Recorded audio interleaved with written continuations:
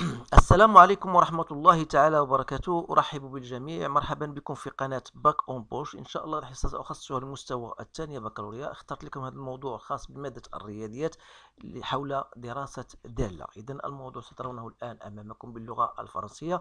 يمكنكم أخذ الوقت الكافي لقراءته بتمعن ثم الإجابة عن مختلف الأسئلة المطروحة. إذن دائما أختار لكم المواضيع التي لها بطبيعة الحال هدف فيما يتعلق بالامتحان الوطني. إذا سواء h la fonction définie sur l'intervalle 0 plus l'infini par h de x égale à a ln de x au carré plus b ln de x. Donc voilà, donc là c'est égal. Donc je vais le faire ici, je vais choisir. Donc ici, je vous viens de dire que c'est égal ça. Donc voilà, on a égal. Voilà. Et donc voilà, déterminer A et B pour que moins un quart est un minimum de la fonction h atteint en racine de e. Voilà la première question. Deuxième question était soit la fonction f définie sur 0 plus l'infini par f de x égale à ln de x au carré moins ln de x. Alors, montrer que f' de x égale, dresser le tableau de variation, préciser les points d'intersection de la courbe avec l'axe des abscisses, tracer, bien sûr, on précisera les branches infinies. Soit G, la restriction de f sur l'intervalle I, montrer que H réalise une bijection sur un intervalle qu'on déterminera, montrer que G de x égale à x admet une unique solution alpha compris entre 0 et 1, et tracer bien sûr la fonction réciproque. Donc voilà les questions qu'on vous pose, bien sûr. Donc essayez de répondre à ces questions en se basant sur ce que vous avez connu, bien sûr, dans votre cours. Maintenant, je vais passer à la correction. إذن voilà بالنسبة للسؤال الأول déterminer A et B pour que moins un quart soit un minimum. هنا une valeur minimum atteint en racine de. شنو المعنى ديال هاد لا كيسيون؟ يعني في الوقت اللي غندير مثلا في برويون جدول التغيرات، غير باش نفهمكم المعنى ديال هذا السؤال. دونك فوالا h' de x, فوالا h de x. alors il est atteint en racine de e، يعني هنا في هاد لا فالور هادي عندي ان valeur minimale. Donc qui dit valeur minimale, c'est-à-dire que votre tableau de variation aura cette allure là. Dans l'image de racine 2, c'était moins un quart. Donc c'est-à-dire vous avez une dérivée qui s'annule bien sûr en racine de e. Donc cela se traduit par deux choses. Donc c'est que h' de racine de e est égal à 0 et vous avez h de racine de e est égal à moins un quart. Une fois que vous avez compris cela, donc il n'y aura aucun problème. Alors il faut tout simplement chercher d'abord à calculer h' de x. Alors h' de x c'est a ln au carré de x, la dérivée de là, plus b, la dérivée de ln de x. Alors il faut faire très attention. Ici, la dérivée de ln au carré c'est 2 fois ln de x fois 1 sur x. Donc voilà, plus b sur x. Alors je peux l'écrire, c'est 2a ln de x plus b le tout sur x. Alors qui dit h' de racine de e, c'est quoi? C'est 2a ln de racine de e plus b sur racine de e. Or, c'est 2a fois ln de racine de e est 1 demi plus b sur racine de e. Donc égal à quoi? Est égal à a plus b sur racine de e. Donc c'est bien ça. Donc qui dit h' de racine de e égale à 0, cela veut dire tout simplement que a plus b est égal à 0. Donc voilà la première condition. Alors il me reste h de racine de e est égal à moins un quart. Cela implique tout simplement il faut chercher h de racine de e. De la même manière, vous allez trouver ca plus 2b. Donc, bien sûr, h de racine de est égal à moins un quart, donc voilà, est égal à moins un quart. Donc vous avez donc deux équations à résoudre, bien, donc c'est un système d'équations. Donc a plus b égale à 0 et vous avez A plus de B égale à moins 1 quart. Alors, vous pouvez soit choisir, voilà, 1 et 2. Donc, à partir de 1, vous savez bien sûr que B égale à moins A, ou bien A égale à moins B. Donc vous allez remplacer dans l'équation B, vous aurez donc A moins B, c'est moins 2A. Donc, B, c'est moins A, donc est égal à quoi? Est égal à moins A. Donc, moins A est égal à moins 1. Attention, parce que vous avez H de racine de E. Donc, on aura, lorsque vous allez remplacer, bien sûr, vous allez trouver A plus de B sur 4. Pourquoi? Parce que H de racine de E, c'est A plus de B, pardon. Ici, c'est sur 4. Je me trompe ici. Donc, c'est H, A plus de B sur 4. Donc, si vous remplacez x par racine de E, vous allez trouver H de racine de E est égal à A fois 1 demi au carré plus B fois 1 demi. Donc, c'est A sur 4 plus B sur 2. Donc, c'est A plus de B sur 4. Voilà. Donc, c'est-à-dire que A plus de B égale à moins 1. Alors, je m'excuse. Donc, c'est-à-dire que A donc égal à quoi? Est égal à 1. Et bien sûr, B est égal à moins 1. Donc, voilà votre... Donc, on va dire que A égale à moins 1 et B est égal à moins 1. Donc, ce sont les valeurs, bien sûr, de A et de B. Alors, je passe maintenant à la seconde question qui est, voilà, vous avez f de x égale. Donc, si vous remplacez A par sa valeur, vous tombez sur cette expression de f de x, bien sûr. Voilà. Alors, premièrement, montrer que f'. Alors, d'abord, il faut signaler que f est dérivable sur l'intervalle 0 plus l'infini, tout simplement car elle est composée de deux fonctions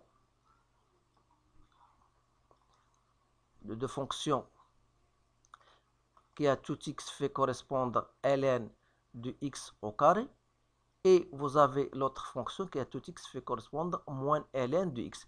Toutes ces fonctions-là sont dérivables sur l'intervalle 0 plus l'infini.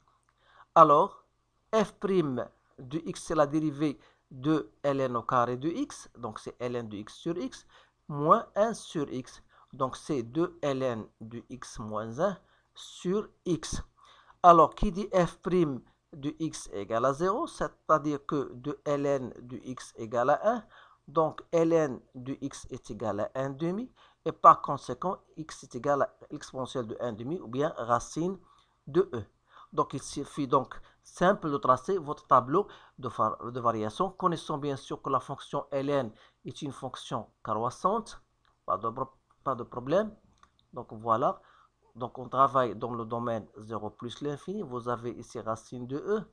Donc, ici, les positifs, ici, négatifs. Donc, voilà votre tableau de variation. Il suffit de le compléter, bien sûr. On va chercher la limite en moins plus l'infini et en moins l'infini.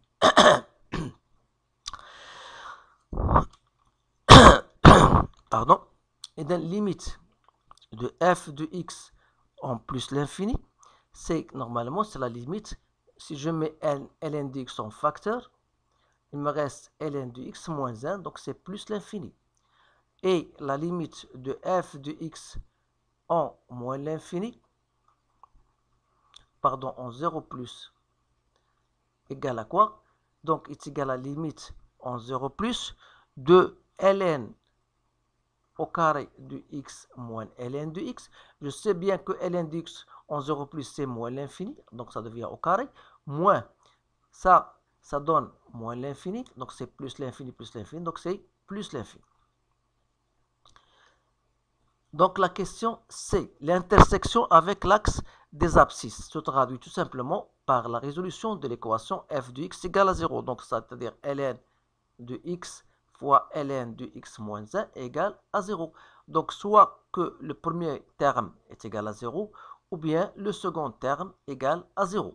C'est-à-dire que x est égal à 1 ou bien x est égal à e. Donc solution, donc c'est quoi? C'est 1 et e. Donc vous avez deux solutions où il y a la coupure de la courbe avec l'axe des abscisses. On va passer maintenant à la question D. Donc, il reste une question D. Préciser l'intersection. La question D, c'est tracer la courbe. Bien sûr, je vais laisser cette question jusqu'à la fin. Alors, je passe maintenant à la troisième question. Donc, premièrement, on vous dit, voilà, montrer qu'il s'agit d'une bijection. Alors, il faut se baser sur deux choses. C'est que la fonction en question, G, elle est une fonction, bien sûr, continue sur l'intervalle 0 plus l'infini, en particulier sur I, et elle est décroissante si vous revenez à votre tableau de variation.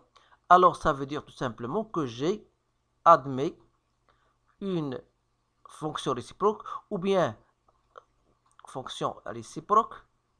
Bien, vous raisonnez de cette manière-là, ou vous allez dire que G est une bijection, bien sûr, de I vers J. Et donc, une fonction réciproque définie, que je note G-1, définie sur J, qui n'est autre que G de I, qu'on peut le trouver à partir de notre tableau de variation. N'oubliez pas que la fonction, elle est bien décroissante, donc c'est moins un quart plus l'infini.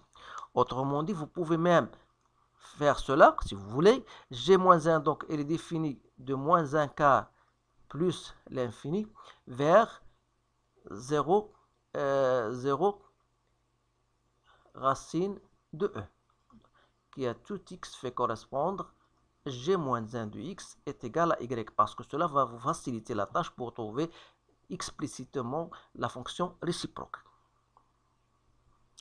Donc, montrer la question B, montrant que l'équation G de x admet une unique solution alpha. Donc, ici, on doit faire rappel au théorème des valeurs intermédiaires qui dit G de x est égal à x, ça veut dire que G de x moins x est égal à 0. Donc, si on pose, si vous voulez, H ou bien K, pour ne pas le mettre comme... Donc, K de x égale à G de x moins x. Alors, on va parler de l'équation K de x égale à 0. Donc, la fonction K est une fonction continue sur l'intervalle qu'on vous a donné, bien sûr, sur 0 plus, en particulier sur l'intervalle 0,1, qui fait partie de l'intervalle 0 plus l'infini.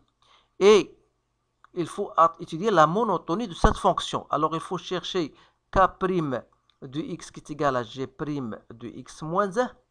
Comme G' de x, d'après le tableau de variation, il était négatif, ça veut dire que K' de x est négatif et par conséquent, K est décroissante.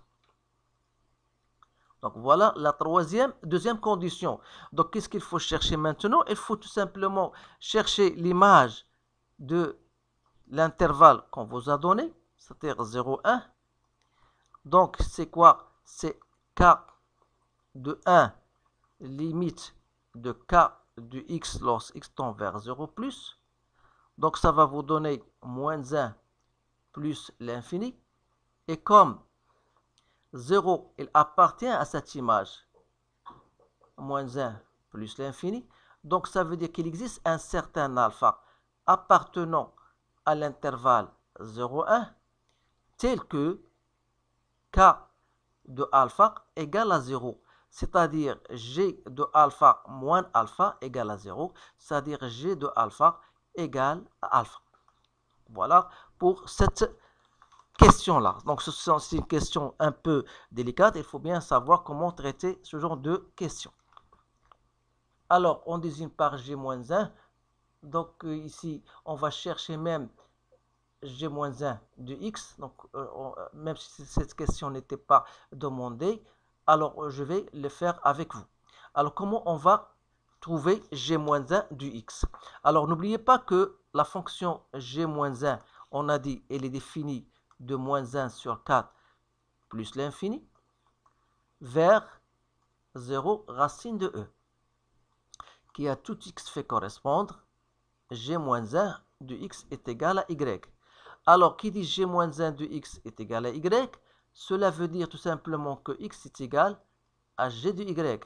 C'est-à-dire que x égale ln au carré de y moins ln de y. Alors là, il faut avoir de l'intuition parce que ça vous rappelle que vous pouvez le mettre sous forme d'une identité remarquable. C'est ln de y moins 1,5. Si vous mettez ça au carré, ça vous donnera ln au carré de y moins ln de y plus un quart. Donc, je dois retrancher un quart. C'est-à-dire que ln de y moins 1,5 au carré est égal à x plus un quart. Donc, si je passe à racine carrée de part et d'autre, donc ça va donner ln de y moins 1,5, faites attention à la valeur absolue, est égal à racine de x plus un quart. Donc, x plus un quart, bien sûr, c'est un terme qui est positif. Donc, alors, il faut étudier le signe de ce qui est entre parenthèses. N'oubliez pas que y, d'après, il est inférieur à racine de e. Donc, c'est bien ça. Donc, si on étudie, on a ici, je ne sais pas si on a étudié g-1 dans l'intervalle 1. Racine de e est bien comprise. Donc, c'est bien ça. Donc, ici, est inférieur à racine de e. Ça veut dire que ln de y est inférieur à ln de cela. Donc, ça sera 1,5. C'est-à-dire que ln de y moins 1,5 est inférieur ou égal à 0. C'est-à-dire que la valeur absolue de ln de y moins 1,5, ça sera donc 1,5 moins ln de y. Donc, on aura dans ce cas 1,5 moins ln de y est égal à racine de x plus un quart. C'est-à-dire que ln de y est égal à 1,5 moins x plus un quart. Et par conséquent, y, ça sera donc l'exponentielle de ce terme-là, bien sûr. Voilà votre... Donc ça, c'est g-1 du x. Voilà. G-1 de x. Alors pour le traçage de la fonction, je vous avertis ou bien je vous conseille de toujours de mettre votre tableau de variation devant vous. Donc la fonction, on a dit si vous revenez à votre tableau de variation, donc on a la fonction, elle s'annule au point, la dérivée elle s'annule, ça veut dire que vous aurez une demi-tangente en racine de e. Donc voilà, et dans l'image c'était moins un quart. Vous avez une asymptote verticale. Vous pouvez chercher même limite de f de x sur x. Donc ça nous reste bien sûr les branches infinies. Donc limite de f de x sur x en plus l'infini, c'est la limite en plus l'infini de ln au carré de x sur x moins ln de x sur x. Ça ne cause aucun problème, mais pour celui-là, il faut le montrer. Donc, la limite de ln au carré de x sur x en plus l'infini, vous pouvez le mettre de la manière suivante. ln, donc, on a racine de x au carré. Donc, tout ça au carré sur racine de x au carré. Donc, ça va donnera la limite en plus l'infini. Ça, c'est 2 ln de x au carré, donc c'est 4. Il me reste ln de racine de x sur racine de x, le tout au carré. Donc, vous pouvez même poser racine de x égale à t. Et vous savez, ln de t sur t égale à 0, en plus l'infini. Donc, c'est-à-dire que limite de f de x sur x en plus l'infini égale à 0. Donc, ça veut dire que CF admet une branche parabolique. Je m'excuse si j'écris en abrégé pour gagner un peu d'espace. Parabolique de direction l'axe des ordonnées, donc OY. Alors, pardon, OX, il y en a égal à 0. Donc OX, je me demande pardon. Donc voilà, la courbe aura bien sûr cette allure-là. Donc on a dit qu'il s'agit d'une asymptote verticale en 0. Vous avez la courbe, il coupe l'axe des abscisses en deux points qui sont 1 et E. Et vous avez une demi-tangente en racine de E, une demi-tangente horizontale. Dans l'image, c'était moins un quart. Donc voilà votre courbe, bien sûr, sans oublier que vous avez une branche parabolique de direction OX. Alors, pour la courbe représentative de la fonction réciproque, puisqu'on s'intéresse entre 0 et racine de E, donc il faut tout simplement, à partir du traçage de la droite d'équation y égale à x, vous choisissez certains points de votre courbe,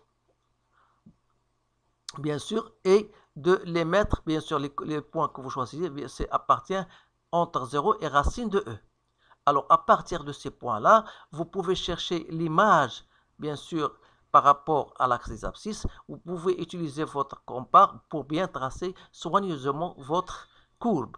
Et bien sûr, voilà, ce qui est écrit, tracé en vert, ça représente la courbe représentative de la fonction réciproque CG-1. Donc voilà le traçage de la courbe. إذا بالنسبة لهذا السؤال فهو من الأسئلة المهمة التي تطرح دائما في الامتحان الوطني. حاولوا ما أمكن التدرب أو التمرن على إنشاء المنحنيات، لأنه بطبيعة الحال هذا تشجعكم بطبيعة الحال باش تديروا التمرين تربحوا بعض النقاط اللي مهمة في الامتحان الوطني. ما بديش لكم هكذا.